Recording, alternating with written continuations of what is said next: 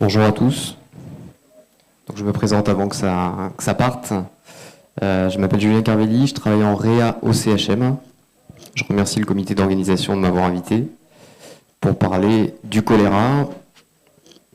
Et ça sera centré sur la prise en charge hospitalière. Donc le diagnostic clinique et la prise en charge thérapeutique. Vous allez voir que ça sera extrêmement pratique.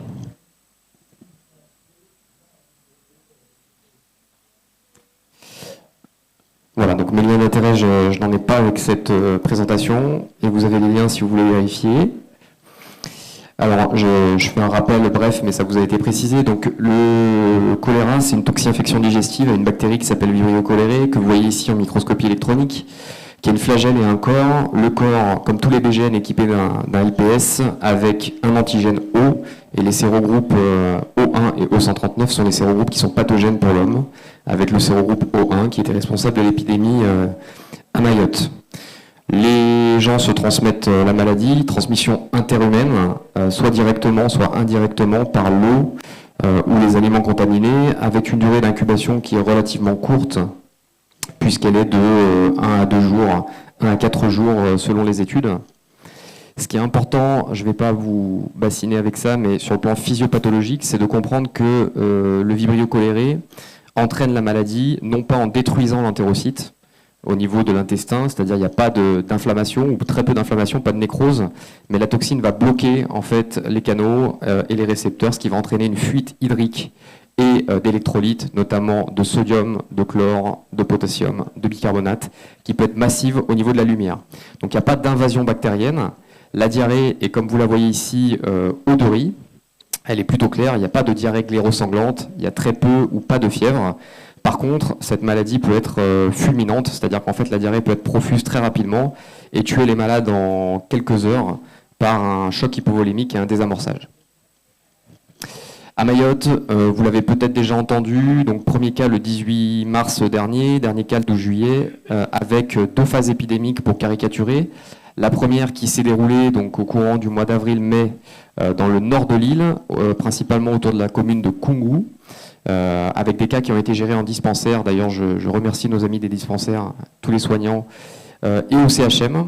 Et une deuxième vague épidémique, entre guillemets, qui s'est passée dans le sud Mamoudzou, donc bien évidemment touchant surtout essentiellement les quartiers précaires, hein, de Cavani à Tsunzu, en passant par Msapere, notamment Doujani.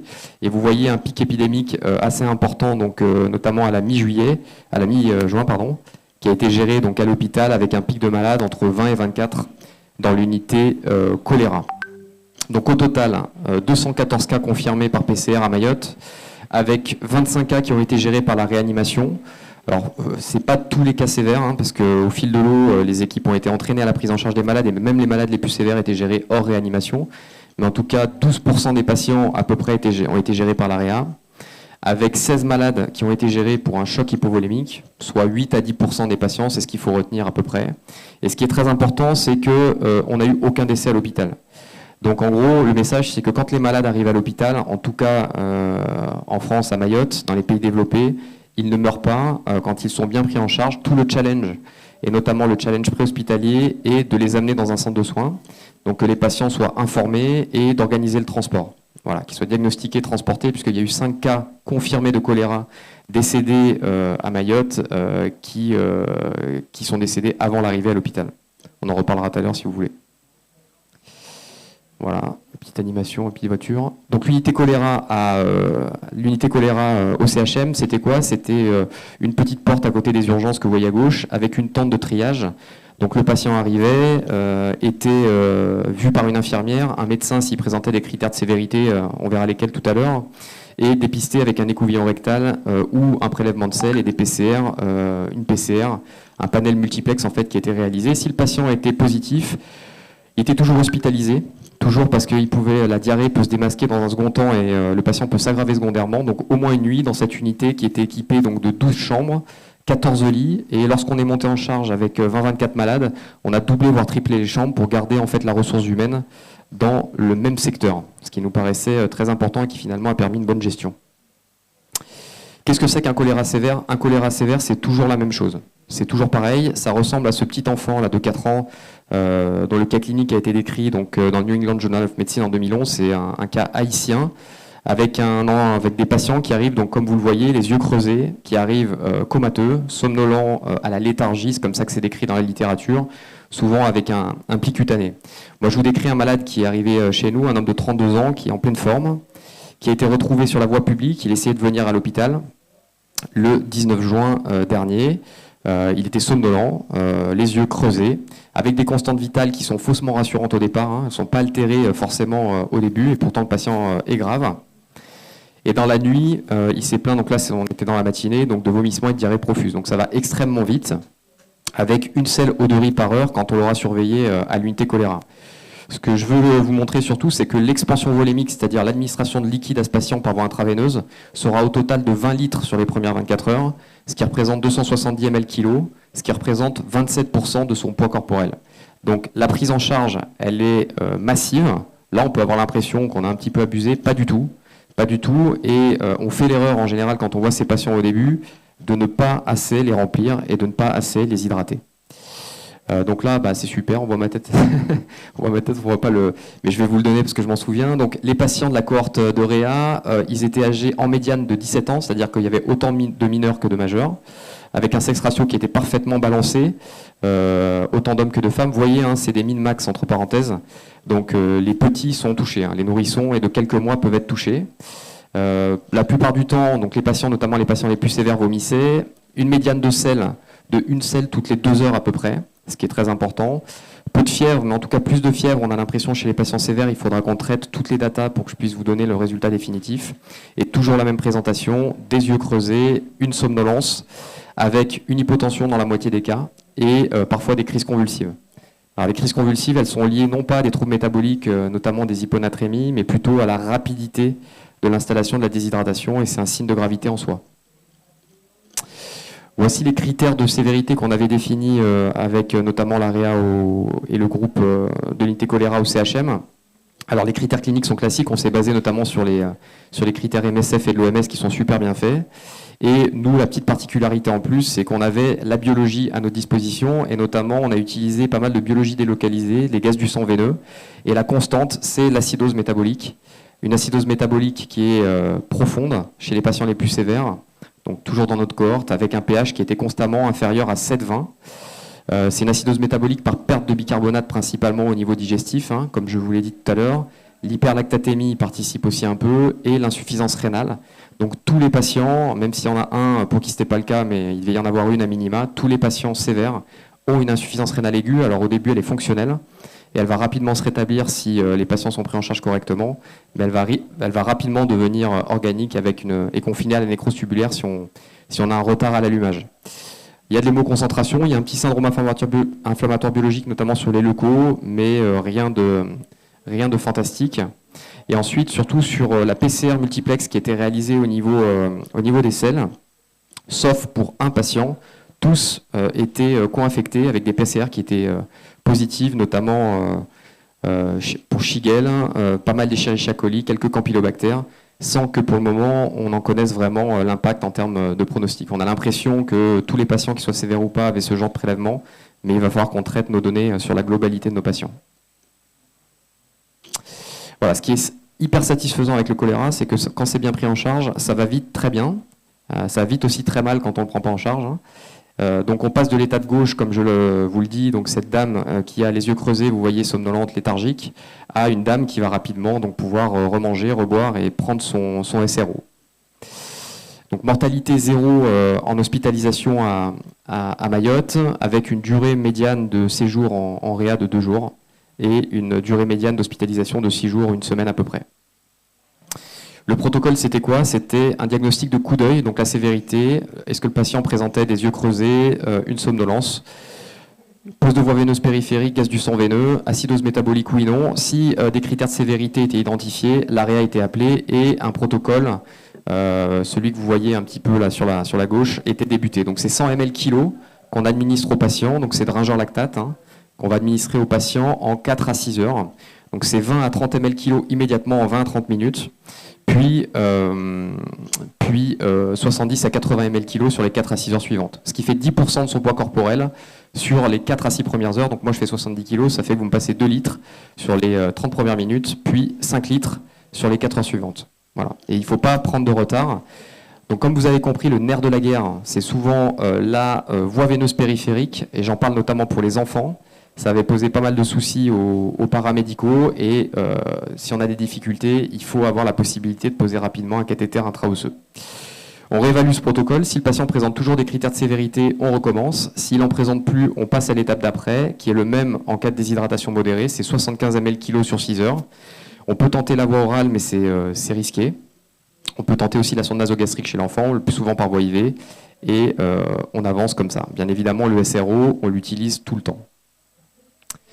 Quelle soluté on utilise? Donc vous savez que vous savez ou vous savez pas, que quand on réhydrate les patients, on utilise ce qu'on appelle les cristalloïdes, c'est-à-dire, pour être très schématique, de l'eau et du sel, avec comme la star des cristalloïdes, le sérum salé isotonique, appelé grossièrement le sérum physiologique. Donc le sérum physiologique, c'est du Na+, et pour contrebalancer le plus, il faut un moins, donc c'est le chlore. Le problème du sérum salé isotonique, c'est qu'il est donc extrêmement riche en chlore, et que pour des volumes de réhydratation très importants, donc quand c'est 2 litres par jour, ça va. Quand c'est 5 litres, 10 litres, 20 litres, ça va plus du tout. Et il y a des acidoses hyperchlorémiques majeures qui se mettent en place, avec des hypernatrémies. Donc on préfère ne pas utiliser ce sérum salé isotonique et plutôt des solutés balancés. Balancés, ça veut dire que le chlore est remplacé par un autre anion, donc comme le ringeur lactate, où l'anion utilisé est le lactate. L'avantage du ringeur lactate, c'est que c'est 2 choses. La première, c'est ce que vous voyez en haut, c'est que sa composition se rapproche. C'est la composition, en fait, c'est le cristalloïde dont la composition se rapproche le plus de la diarrhée du patient atteint de choléra. Et il est riche en plus en lactate qui est rapidement transformé en bicarbonate dans le cycle de Cori, ce qui permet, comme l'étude du BAL suggère, de corriger beaucoup plus rapidement l'acidose métabolique. Donc on utilise préférentiellement et même toujours le ringeur lactate. Il y a des solutés qui existent dans d'autres pays. Le ringeur lactate, son problème principal, et on en reparlera tout à l'heure, c'est qu'il est pauvre en potassium. Alors là, on ne voit pas grand-chose, je suis désolé, mais ce qui est super important de comprendre, c'est qu'il faut surveiller les malades. Et surveiller les malades, ça veut dire les surveiller de manière horaire, toutes les 2 heures, toutes les 4 heures au minimum. Donc ces malades sont des malades de soins intensifs. Et même lorsque ce n'est pas des réanimateurs ou des infirmiers de réanimation qui s'en occupent, il faut des infirmiers qui soient présents. Alors les humanitaires, c'est simple parce qu'ils ont des tentes et ils ont une vision sur tous les malades. Quand on est à l'hôpital et que les chambres sont fermées, c'est un peu plus compliqué. Donc il faut aller les voir très régulièrement. Et notamment pourquoi? Pour quantifier le débit de sel, puisque le débit de sel peut être majeur, et on peut prendre beaucoup de retard. Et ce débit de sel, dès qu'on a une selle, là vous voyez sur la feuille de surveillance, on compense avec du ringeur lactate, là aussi 10 ml kg, en ne dépassant pas 250 ml. Et à chaque fois on le fait, sinon on prend beaucoup de retard. Alors là vous voyez chez ce malade, il y avait 1 point de retard, donc ça va. Mais cette patiente, par exemple, de 46 ans qui avait été hospitalisée au mois d'avril, avait été évaluée comme ayant une déshydratation modérée au départ, peut-être sous-évaluée. La biologie, il n'y avait pas eu de gaz veineux, mais une créate à 170 et une PCR positive. Et pendant ces premières heures de prise en charge, rien, du SRO comme ça, et puis on l'a probablement laissé avec son SRO dans sa chambre. Et le lendemain, là aussi vous devez me faire confiance, elle a été retrouvée somnolente, les yeux creusés, avec pas de gaz du sang veineux, mais en tout cas un doublement, voire un triplement de sa créatinémie avec une hypocalémie. Voilà. Donc ces patients se dégradent vite et on a toujours un temps de retard. L'évolution de cette patiente me donne l'occasion de vous parler des patients. Vous savez, on a 25 patients pris en charge par l'AREA, il y en a 16 pour un choc hypovolémique. Les autres, on les a pris en charge pourquoi? Pour 2 éléments principaux. Donc c'était des patients plus âgés qu'on a pris en charge pour des hypocalémies. Alors les hypocalémies, c'était surtout des patients jeunes et des insuffisances rénales. Et les insuffisances rénales qu'on a pris en charge en réa, c'était surtout des patients comoriens qui venaient en Kwassa, qui avaient un choléra vieilli d'Anjouan et qui venaient parce qu'ils avaient une altération majeure de l'état général sur un syndrome urémique et une insuffisance rénale qu'il fallait dialyser. La supplémentation potassique, elle est fondamentale. Pourquoi? Parce que y a beaucoup de potassium dans les diarrhées de patients atteints de choléra et que l'acidose au départ masque en fait l'hypocalémie. C'est-à-dire que l'acidose entraîne un transfert de potassium de la cellule vers le secteur intravasculaire. Donc quand on dose le potassium chez les patients sévères, ils ont en général des calémies normales. Et par contre, dès qu'on va corriger l'affaire, il y a des hypocalémies profondes qui se démasquent. Donc on les supplémentait très rapidement par voie orale Dès que c'était inférieur à 4, inférieur à 3, on faisait des recharges IV sur VVP avec des protocoles qui devaient être bien faits, parce que tous les soignants qui prenaient en charge ces patients n'étaient pas rompus à la prescription et à l'administration de potassium. L'antibiothérapie, c'était donc antivibrio, c'était de la doxy, puisque la souche était XDR BLSE, donc c'était 4 mg kg en une prise. En général, on attendait la fin des vomissements pour le donner. On traitait les co-infections, sans savoir si vraiment ça a un impact sur le devenir des patients en termes de morbidité notamment. On traitait les Campylobacter, Shigella et Giardia. Et on se posait toujours la question d'un traitement systématique par une antibiothérapie systémique, notamment quand les patients étaient extrêmement sévères. On avait peur du sepsis associé, finalement, on n'a pas eu beaucoup de bactériémies associées, même pas. On en a eu une dont on ne connaît pas vraiment l'origine.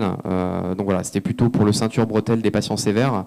Mais sachez que lorsqu'on voit les patients au départ, et notamment quand l'épidémie freine un petit peu, il y a des diagnostics différentiels aussi, notamment on a eu quelques typhoïdes, quelques urgences chirurgicales, par exemple des péritonites. Donc il faut faire attention chez les patients qu'on va remplir beaucoup à ne pas passer à côté de ces diagnostics-là. Finalement, le choléra sévère, c'est un diagnostic de coup d'œil qui mérite une prise en charge standardisée, avec une grande importance de l'organisation, qu'elle soit préhospitalière pour la mortalité, intra-hospitalière pour la morbidité, avec des protocoles qui sont à respecter. Et pour que les protocoles soient respectés, il faut qu'ils soient connus et enseignés. Ça, c'est hyper important. Et il y a un grand rôle des personnels de santé, des médecins et des paramédicaux. Et notamment, on l'a vu sur la durée de l'épidémie, lorsque les professionnels avaient l'habitude de prendre en charge ces patients. Vraiment, il y a eu une amélioration de la prise en charge. Alors, ça ne se ressent pas en termes de mortalité, puisqu'il n'y en a aucun. Mais vraiment, en termes de morbidité, de devenir des patients, des durées d'hospitalisation, je pense que ça se ressent et on va essayer de le mettre en évidence. Je vous remercie pour votre attention. J'en profite pour remercier rapidement les équipes qui ont fait tourner l'unité choléra, parce qu'il y a eu beaucoup de gens du CHM. Il y a eu aussi beaucoup de gens qui sont venus nous aider, de la Solidarité nationale et de la réserve sanitaire. Donc, s'ils nous écoutent, je les remercie.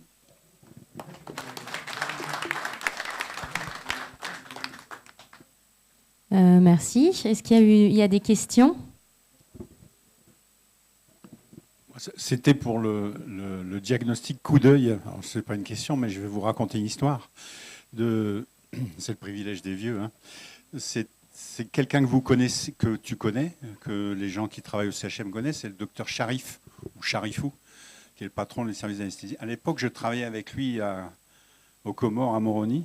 Et un jour, il vient le matin à 7 h pour travailler. Il me dit, Philippe, le choléra est revenu. Alors, je lui dis, mais comment tu sais que le choléra est revenu? Il me dit, j'ai croisé un gars dans la cour, il a le choléra. Et quelques heures après, la chef du labo m'a appelé en me disant, Philippe, il y a le choléra qui est revenu. On a des selles, on a du moyen choléré. Donc, lui qui avait déjà vécu une épidémie de choléra avait fait le diagnostic simplement en regardant le gars dans la cour. Donc le diagnostic coup d'œil, les yeux enfoncés, c'est pas une légende, c'est vrai. Voilà. Oui, c'est vrai, parce qu'on a beaucoup lu ça dans les livres et au début, on trouvait que c'était pas assez précis comme diagnostic et en fait, en prenant en charge, c'est vrai c'était bien plus flagrant que toutes les autres diarrhées infectieuses habituelles. Oui, merci pour le partage d'expérience, mais finalement c'était une réanimation il n'y avait pas beaucoup de défaillance d'organes, finalement il y avait un peu de rénal et de neurologique et puis d'hypovolémie. Vous n'avez pas eu d'autres soucis? Non, on n'a pas eu d'autres soucis. Le souci principal en fait, c'est qu'au début on avait je pense les protocoles n'étaient pas très bien respectés, donc en fait on avait des retards de prise en charge assez importants et qu'on était beaucoup appelés pour des patients qui tardaient à s'améliorer, notamment sur des paramètres biologiques, surtout ça. Pour ceux qui se posent la question, parce que je ne l'ai pas dit, on n'a pas eu quand on se dit qu'on passe 20 litres, on se dit qu'il va y avoir de la surcharge. C'est absolument pas le cas. La seule patiente qui a fait ça, c'est une patiente en retard à l'allumage de 3 jours, qui a fait une insuffisance rénale aiguë à 700 de créate, qui s'est arrêtée d'uriner et qui, là, du coup, a été remplie. Donc, c'est sûr qu'à ce moment-là, il y a eu de la surcharge. Elle a été intubée, d'ailleurs, dans ce cadre-là. Mais sinon, on n'a eu aucune complication iatrogène, notamment d'une expansion volémique massive. Je tenais quand même à dire un mot à propos de la prise en charge du choléra au CHM, effectivement à l'unité choléra, avec nos collègues réanimateurs. Et sur le plan de montée en charge, pour la première fois, on était parti sur l'arrivée massive de patients et tout ça, mais tout de suite, on a été confrontés, effectivement, comme il l'a dit, à des malades plutôt de réa. On appelait ça choléra vieillot qui venait des îles voisines. Et très vite, on a même monté on a armé des lits de réanimation. Donc, cette prise en charge, je le précise, elle est restée classique, une hospitalisation classique. Et je précise bien, aucune contamination en intra-hospitalier. Et je le dis et je le redis encore, respecter les mesures d'hygiène. C'est extrêmement important. On a eu une infirmière opérationnelle d'hygiène, 2 CHM qui a été une actrice formidable, d'accord, et qu'en respectant les mesures d'hygiène complémentaires, on a mis renforcé, mais c'est les solutions de chat et tout ça, aucune contamination. Voilà, donc je tenais vraiment à le rapporter et à remercier surtout Julien, c'est son dynamisme dans la prise en charge. C'était pas lui et ma collègue. On est arrivé à des moments, et il faut que je le dise, ces patients qui étaient ici, ils ont tous été confirmés par une PCR. Et cette PCR, le laboratoire a fait un travail remarquable. Quand on a monté la tente de tri, et les gens, on a monté une petite tente à côté pour les attentes. En 2 heures, les gens avaient le résultat de leur PCR. Donc ça, je salue à remercier lui sur la réactivité du laboratoire, à part quelques ratés. Voilà. Merci en tout cas. Juste une petite remarque pour rebondir sur justement le personnel et les contaminations. Une autre chose qu'on n'avait pas forcément à laquelle on n'avait pas forcément pensé, c'est que quand on a eu quelques cas qu'on a dû prendre dans notre service, en fait, il y a un impact, il y a une grosse stigmatisation de cette maladie. C'est pas comme n'importe quelle autre épidémie, et c'est très difficile, même après explication au personnel, les mesures d'hygiène, qu'il n'y a pas de risque de contamination, etc. Ça a été très difficile pour certaines équipes d'accepter de prendre en charge ces patients quand c'était des équipes qui n'étaient pas venues spécifiquement dans l'unité choléra. Donc en fait, quand il y a eu une montée en charge, il y a aussi tout cet autre impact de personnes qui n'ont pas forcément été volontaires pour prendre en charge une maladie comme le choléra et qui étaient réticentes un petit peu dans les conversations qu'on entendait, les paramédicaux qui ne voulaient pas forcément... Donc c'est un autre point à prendre en compte, je pense. Oui, voilà, comme au Covid au début. Oui, en fait, par rapport au laboratoire, il a été sollicité que tout était bien ficelé, la prise en charge a été efficace, mais j'avoue ici, sans la solidarité nationale, parce que le concours des réservistes, il ne faut pas l'oublier, ça a beaucoup aidé le centre hospitalier, en particulier le laboratoire, à pouvoir assurer cette prise en charge, parce que sans eux, il faut le dire, on était en sous-effectif et je ne crois pas qu'on aurait arrivé à une entière satisfaction avec 0 décès. Merci. Surtout que le diagnostic s'est fait 24 heures sur 24, 7 jours sur 7. Alors Kémy Diallo, infectiologue, félicitations pour la présentation et bravo pour votre courage face à cette épidémie qui était compliquée à gérer. Je me posais une question un peu technique. En fait, c'est une vraie histoire de réanimation, mais en fait, il y a bien une perte de bicarbonate qui est importante avec une acidose qui est profonde. Donc j'entends complètement que l'enjeu, c'est la réhydratation massive pour l'hypovolémie. Mais est-ce que dans la littérature, ça a été discuté de mettre des bicarbonates du coup, en supplémentation? Est-ce que ça améliorerait le pronostic ou il n'y a rien qui a été... Alors, la littérature, elle est quand même elle est assez pauvre. Ouais, elle est assez pauvre. Les bicarbonates n'ont pas été évalués. Le problème des bicarbonates, je pense, mais c'est un avis très personnel, ça a été utilisé. Ça a été utilisé pour certains patients. Le problème, c'est la rapidité de correction de la calémie, je pense au départ.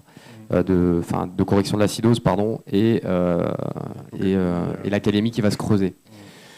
Donc pourquoi pas en utiliser? À mon avis, il faut en utiliser avec modération quand même. C'est-à-dire qu'on peut pas administrer 20 litres de bicar à un patient, et c'est le bémol. Je tiens juste à rajouter la prise en charge en RIA et la biologie disponible. C'est les patients qui mourraient de choléra de l'autre côté. Hein. Donc en principe, on ne devrait même pas mourir de choléra si on a de la biologie et de la réanimation. Donc dans tout ce qu'on a décrit sur le choléra, les gens qui mouraient, c'est les gens qui étaient en insuffisance rénale parce qu'ils étaient mal déshydratés, puis ils sont en trouble ionique, hypercalémie, hypocalémie menaçante. Voilà. Donc l'innovation encore au CHM, c'est qu'il y a une prise en charge REA, il y a eu de la biologie, accès à tout ça, qui fait qu'il n'y a pas eu de mortalité. Voilà.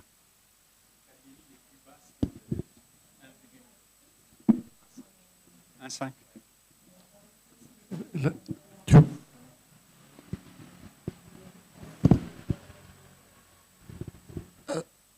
Oui. Je voulais juste, parce que je ne suis pas du monde, je suis pas praticien du tout. Mais en années 75, on nous a soignés et que quand nous on demandait, on nous disait que c'était le choléra. Et que j'ai entendu personne qui a repris ça. Donc je me dis, est-ce que c'était vraiment du choléra, le traitement de 75, ou c'était autre chose? Parce que ce qui m'est resté, j'étais tout jeune à cette époque-là. Il y avait les militaires, donc il y avait les militaires qui nous avaient barricadé une quarantaine à Sada. Et lui, il est de Sada aussi, peut peut-être témoigner. On nous avait encerclé la ville et nous avait conduits tous au dispensaire et on a eu droit à une piqûre à laquelle et quand nous on demandait, on nous disait que c'était le choléra. Donc est-ce que c'était pas ça ou c'était autre chose? Donc c'était les militaires qui faisaient ça. Donc, je n'ai jamais entendu parler. Et donc, est-ce que ça a été caché ou c'était... Quoi? Qu'est-ce qui s'est passé? Donc, qu'est-ce qui a été soigné en 75, 76, j'étais encore tout petit. Donc, je ne sais pas ce que c'est. Voilà, c'était la première question. La deuxième, c'était pour vous dire que j'étais invité à faire une intervention à Paris au mois de mai dernier, et à Lille même. On m'avait dit qu'il était possible de faire la quarantaine. Donc, ils attendaient à ce que je n'y aille pas. Donc, ils regardaient tous les jours l'évolution pour que... Est-ce que c'est dans ce genre de choses? Est-ce que c'était déjà prévu ou pas? C'était la question que je voulais me poser. Et dans le troisième, c'était pour dire que... On a toujours tendance à dire que CHM, ils sont nuls, ils ne foutent rien. Cette fois-ci que ça a marché, j'entends personne dire que c'était bien. Donc, il faut dire que c'est bien et il faut le répéter partout. Voilà, merci beaucoup. Bon, je te laisse. Je crois que la première question, mes orateurs n'étaient pas encore nés. Donc je suis désolé, si tu veux dire un mot, mais je ne sais pas. En concerne des Lazaret, nous, on a fait une prise en charge classique, d'accord? Mais je peux vous dire qu'il y a un travail énorme qui a été fait par l'ARS, surtout à chaque fois qu'il y a une alerte ou un signalement. Donc les gens vont dans les lieux circonscrits, ils font ce qu'il y a à faire de prophylaxie, que ce soit au niveau vaccination et au niveau antibiothérapie. On circonscrit le cluster et on voit bien que les hospitalisations vont monter en une semaine, 10 jours. Après, il n'y a plus rien. Donc, on a évolué comme ça dans cette stratégie qui a marché sur les 4 clusters qui sont passés pendant cette épidémie. Votre dernière question, merci en tout cas de nous avoir félicités, mais je tiens à féliciter toute l'équipe, en tout cas du CHM, les gens qui ont pris en charge, mes collègues qui sont en médecine. Vous avez parlé de solidarité nationale. On est arrivé à des moments où il y avait 0 médecin, solidarité nationale, 0 médecin, réserve sanitaire, et on puisait dans le peu de ressources humaines qu'on avait en médecine pour aller assurer les astreintes et les gardes dans l'unité de choléra. Merci à tout le monde.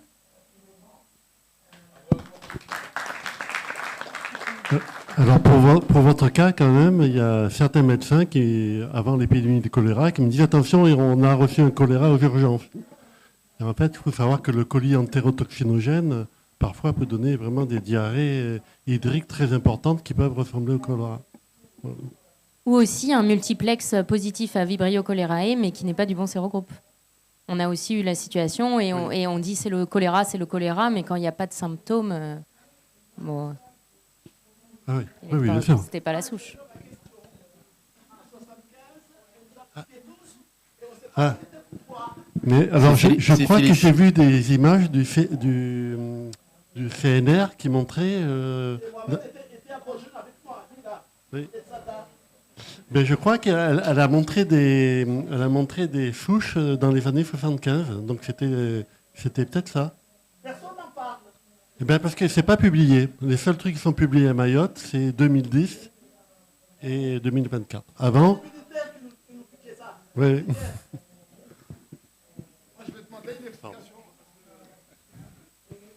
Comment, Louis ou Julien, c'est quand même étonnant là, ce que vous avez retrouvé dans les selles avec des shigelles, notamment des campylos. On est sur quelque chose d'épidémique, ou est-ce que sinon, est-ce que chez d'autres patients avant le choléra de réanimation, on verra, on trouvait... Attends, par là après. Tu verras, avec la PCR multiplex, ça dépend où tu mets ton cutoff aussi déjà. Hein.